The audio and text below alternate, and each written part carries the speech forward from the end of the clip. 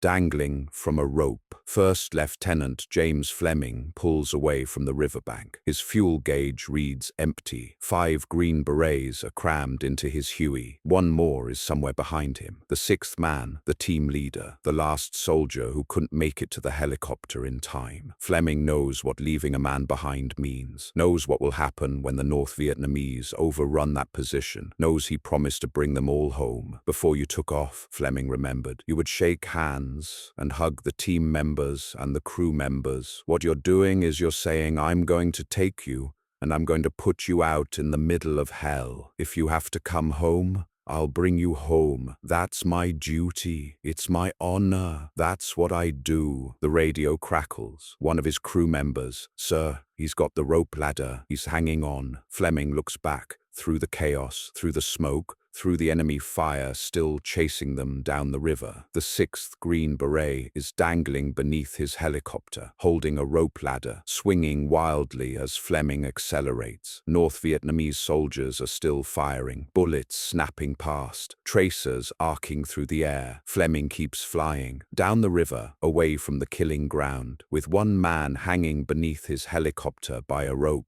This is the story of how an Air Force pilot made 3 attempts to rescue 6 trapped Green Berets on November 26, 1968, and how the last man came home dangling from a rope ladder while enemy soldiers fired at him from 10 feet away. James Philip Fleming was born on March 12, 1943, in Sedalia, Missouri. His father was a career Air Force pilot. Fleming never had any doubt he would follow in those footsteps. Growing up on Air Force bases, watching his father fly, hearing the stories, understanding what service meant, what duty required, what honor demanded, Fleming attended Washington State University, enrolled in the Reserve Officer Training Corps, graduated in June 1965, was commissioned as a 2nd lieutenant in the United States Air Force. His career options were intelligence officer or pilot. The choice was obvious. Fleming chose pilot. He completed flight school in May 1967, earned his wings. His first assignment was Minot Air Force Base in North Dakota, flying helicopter missions, supporting the remote missile facilities around the base. Then he attended special operations training at Hurlburt Field in Fort Walton Beach, Florida, the most demanding training the Air Force offered, the missions that required perfect execution because there was no margin for error. Once trained, Fleming received orders to Vietnam, July 1968, 25th birthday approaching. First Lieutenant, UH-1F Huey pilot, 20th Special Operations Squadron. His job was simple: insert Special Forces reconnaissance teams deep into enemy territory, extract them when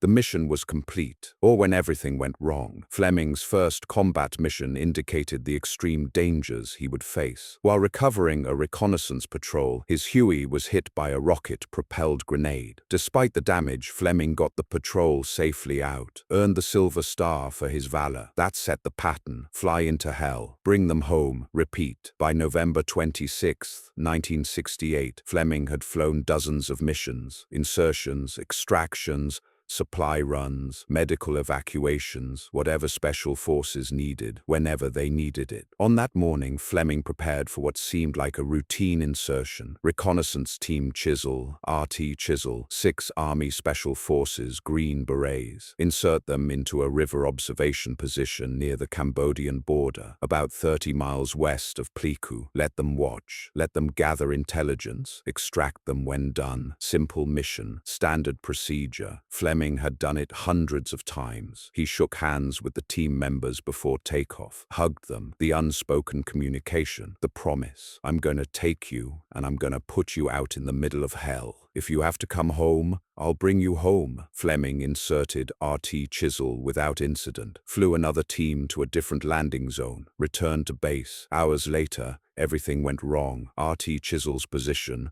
was compromised. North Vietnamese army troops on 3 sides. The river on the 4th, heavy automatic weapons fire, 6 heavy machine guns, undetermined number of enemy soldiers. The team was trapped, about to be overrun. They radioed for immediate emergency extraction. Fleming heard the call, so did 4 other helicopters, 2 Huey gunships, 3 slicks, transport helicopters, lightly armed, designed to carry troops and cargo, not built for heavy combat. The 5-ship Green Hornet flight turned toward RT Chisel's position, 30 miles. They pushed the helicopters hard. Every second mattered. When they arrived, the situation was worse than expected. RT Chisel was pinned in a clearing, surrounded, taking fire from multiple positions, unable to move, unable to reach any landing zone. The 2 gunships immediately opened fire, rockets streaking toward enemy positions, miniguns hammering, knocking out 2 machine gun emplacements. Then 1 gunship was hit, went down, crashed across the river. Its crew needed immediate rescue or they'd be captured, killed. One of Fleming's slicks diverted, landed, picked up the downed gunship crew, took off under fire, headed back to base with the rescued crew. A second slick was running low on fuel, couldn't stay, had to return to base or risk going down. That left 2 helicopters, 1 gunship, nearly out of ammunition, and Fleming's slick. 2 helicopters to extract 6 Green Berets, surrounded by North Vietnamese soldiers who'd already shot down 1 aircraft and driven off 3 others. Fleming looked at the situation, assessed the options, made his decision. I'm going in. Fleming descended toward the clearing, looking for a place to land, anywhere RT Chisel could reach, anywhere that gave them a chance. The clearing was impossible, too exposed, too much fire. The Green Berets couldn't reach it without being cut down. Fleming looked at the river, at the bank, at the trees overhanging the water. He had an idea. Dangerous, probably impossible, but the only option left. He flew over the river, descended until he was hovering just above the water. Then he balanced his helicopter on the riverbank, landing skids against the muddy slope, tail boom hanging over open water, so low his main rotor blades cut through the foliage of the trees. The position was perfect for extraction, but it was also perfect for the enemy. Fleming's helicopter was stationary, exposed, a sitting target. The North Vietnamese gunners zeroed in immediately. Heavy machine gun fire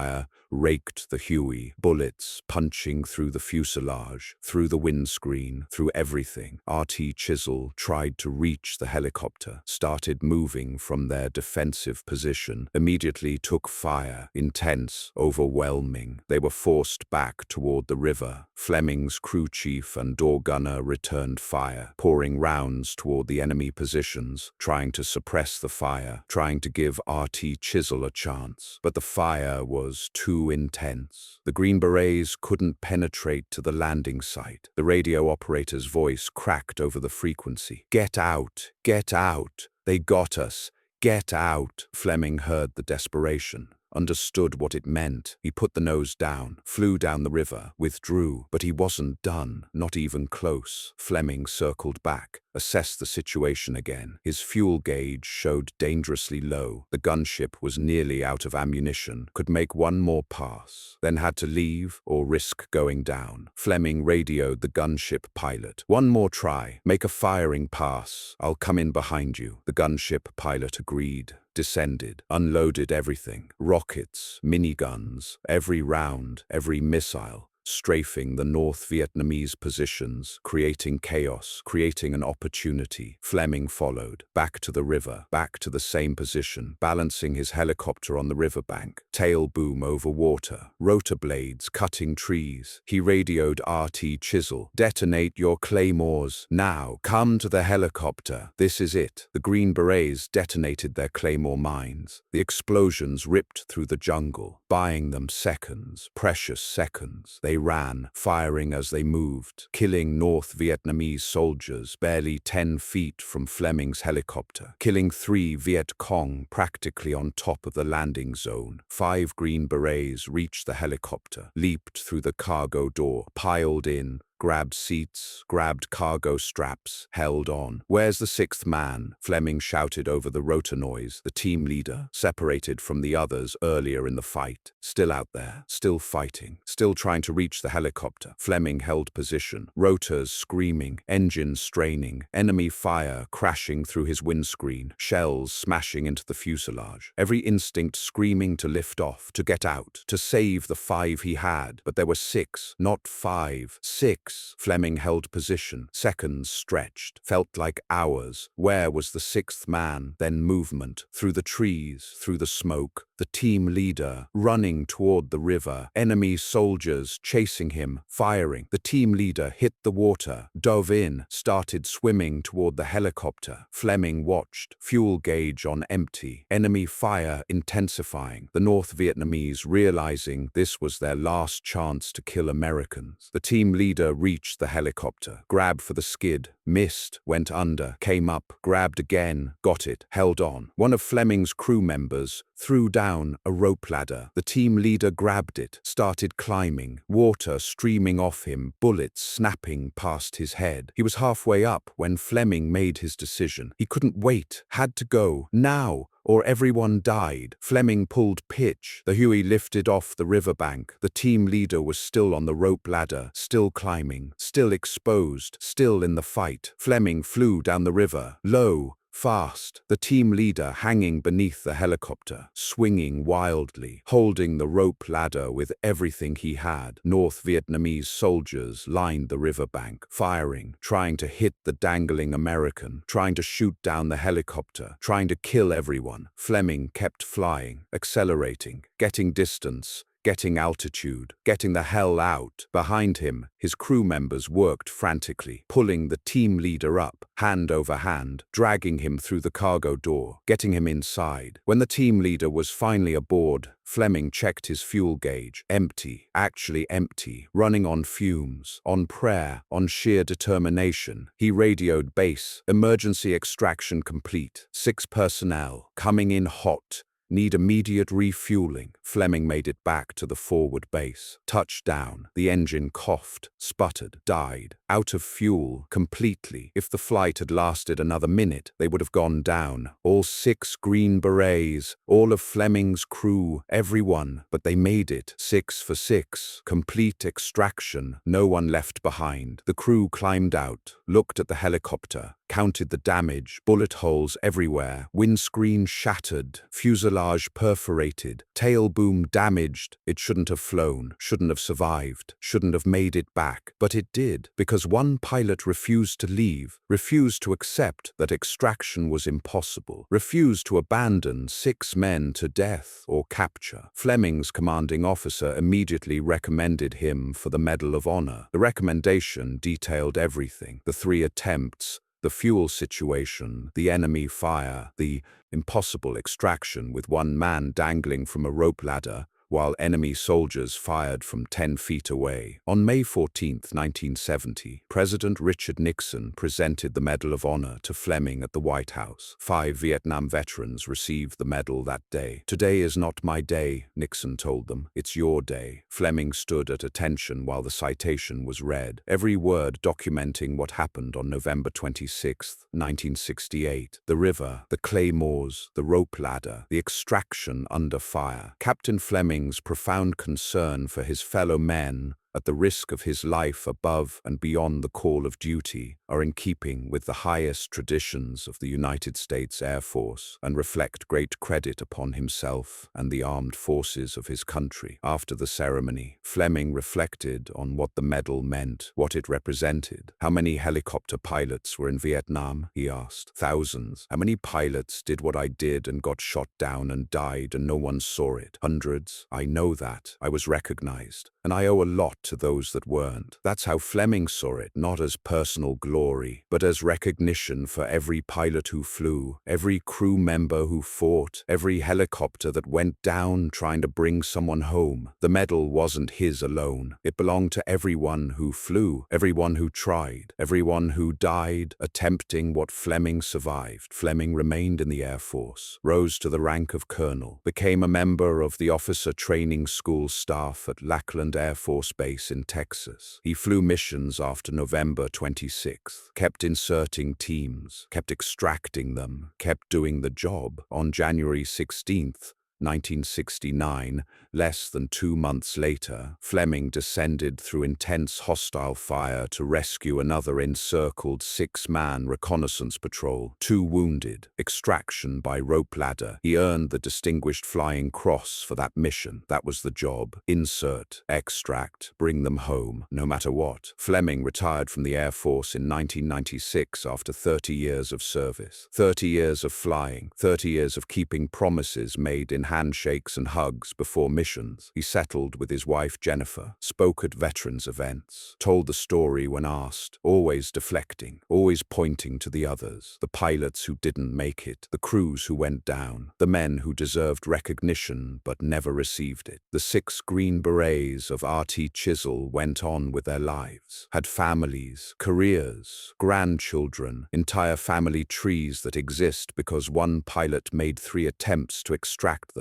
because he wouldn't leave after the first attempt failed, because he came back after being told to get out, because he held position while the 6th man swam to the helicopter and grabbed a rope ladder. The story of James Fleming is not about one mission, it's about a promise. Before you took off, you would shake hands and hug the team members. What you're doing is you're saying, I'm gonna take you and I'm gonna put you out in the middle of hell. If you have to come home, I'll bring you home. That's my duty. It's my honor. That's what I do. That promise is sacred, more important than fuel gauges, more important than enemy fire, more important than personal safety. Fleming made that promise every time he inserted a team, every handshake, every hug, every flight into enemy territory. On November 26, 1968, he kept that promise. 3 attempts, 1 gunship shot down, 2 slicks forced to leave, fuel gauge on empty, enemy fire intense enough to force withdrawal twice. Fleming came back. 3rd attempt, final chance, detonating claymores, 5 men leaping into the helicopter, the 6th man diving into the river, swimming, climbing a rope ladder while Fleming lifted off, coming home dangling beneath a helicopter, bullets snapping past, enemy soldiers firing from 10 feet away, Fleming flying down the river, crew members pulling the team leader aboard, landing on fumes,